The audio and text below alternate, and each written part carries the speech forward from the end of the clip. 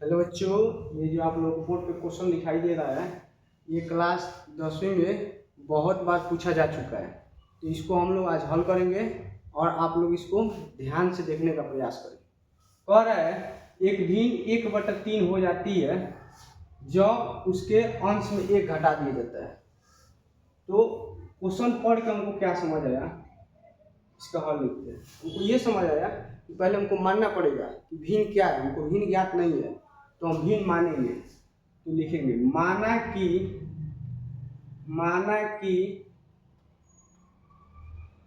भिन्न बराबर x/y। अब ये क्वेश्चन पढ़ने के बाद हमको समझ आया कि भिन्न नहीं दिया है तो हम इसको भिन्न मानेंगे। क्या मानेंगे? x/y। अब चलेंगे प्रश्न से। अब प्रश्न क्या कह रहा है? प्रश्न जैसा कहेगा वैसा ही हम करेंगे। कह रहा है जब उसके अंश में 1 घटा दिया जाता है तो कितना हो जाता है बाबू? 1/3। तो भिन्न क्या है, क्या माने है? x/y। अंश में हम घटाए 1 तो ये कितना हो जाता है? 1/3 लिख दीजिए। अब इसको हम करेंगे क्रॉस मल्टीप्लाई। तो 3 से गुणा होगा x में तो हो जाएगा 3x, और -1 से गुणा करेंगे 3 में तो हो जाएगा -3 बराबर y से गुणा करेंगे 1 में क्या हो जाएगा? y। अब चर वाले को एक साथ और अचर वाले को एक साथ अलग अलग करेंगे, करते हैं। तो 3x - y बराबर क्या हो जाएगा? इधर माइनस में 3 है, उधर जाएगा तो +3। इसको मान लेंगे समीकरण 1। ठीक है। अब पुनः प्रश्न क्या कह रहा है? कह रहा है एक तथा वह 1/4 हो जाती है जब उसके हर में 8 जोड़ दिया जाता है। तो भिन्न क्या है? x/y। कह रहा है हर में, तो नीचे वाला हर होता है, हर में कितना जोड़े? 8। तो भिन्न कितना हो जाता है? 1/4। पुनः वही काम करेंगे क्रॉस मल्टीप्लाई।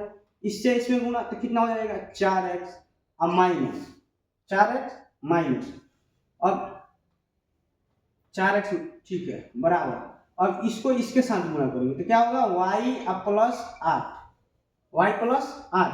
अब देखो फिर चर वाले को एक साथ करेंगे तो 4x - y बराबर 8। इसको मानेंगे समीकरण 2।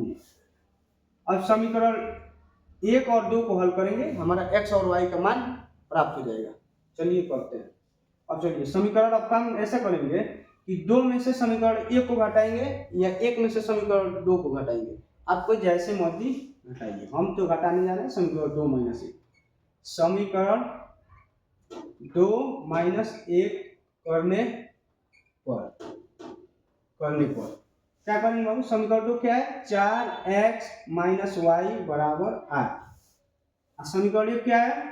3x - y बराबर 3।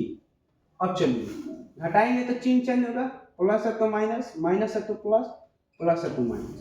घटाइए 4x और माइनस का 3x कितना हो जाएगा? x। अब देखिए प्लस का y और माइनस का y क्या हो जाएगा? कट जाएगा। अब देखिए 8 प्लस में है और 3 माइनस में है बराबर कितना हो जाएगा? 5। अर्थात x का मान कितना आएगा? 5। अब x का मान आपके मन चाहे अनुसार, चाहे तो समीकरण 1 में रखें चाहे तो समीकरण 2 में, तो किसी भी समीकरण में रखेंगे y का मान आराम से प्राप्त हो जाएगा। तो लिखते हैं x का मान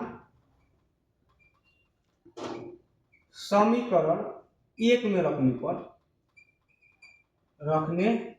पर चलो रखते हैं। समीकरण क्या है? यही है। तो 3 x का मान कितना है? 5 और माइनस y बराबर कितना है? 3। 5 3 15 और माइनस y बराबर कितना हो जाएगा? 3। अब देखिए y इधर माइनस में उधर जाएगा तो प्लस में, तो 15। ये 3 उधर किस में है? प्लस में, इधर आएगा तो माइनस में, -3 बराबर y। तो कितना हो जाएगा? 15 में से 3 जाएगा 12 बराबर कितना हो जाएगा? y। अर्थात y का मान क्या कितना हुआ? 12। अतः अब आंसर इतना ही छोड़ेंगे, आंसर अच्छा से लिखेंगे। अतः भिन्न क्या प्राप्त हुआ? अतः भिन्न बराबर 5/12। देखिए x का मान 5, y का मान 12। अब एक बात और यूनिक आपको सिखा रहे हैं कि जो हमारा आंसर आया वो आंसर सही है कि गलत। इसको हम कैसे परीक्षा में जांच करेंगे? इसको जांचने का तरीका आप लोग सीखिए। देखिए जो भिन्न हमको प्राप्त हुआ है कितना प्राप्त हुआ है 5/12। कहा है कि अंश में एक घटाया जाता है, एक घटा दिए तो कितना हो जाती है 1/3। तो देखिए घटाएंगे तो 4/12 कटेगा तो 1/3 आया कि नहीं, जितना कहा आया। वैसे ही करेंगे दूसरा बात क्या कहा था कि जो भिन्न हमारा 5/12 है, कहा था हर में 8 जोड़ेंगे, हर में 8 जोड़ेंगे तो कितना बोला था 1/4। तो जोड़िए, ऊपर है 5, 12 8 कितना होगा 20, कटेगा 5 एकम 5, 5 चौका 20, 1/4 हो गया कि नहीं हो गया। अर्थात जो हम क्वेश्चन बनाए हो 100% सही है। चलिए फिर मिलते हैं अगले वीडियो में। आज के लिए धन्यवाद।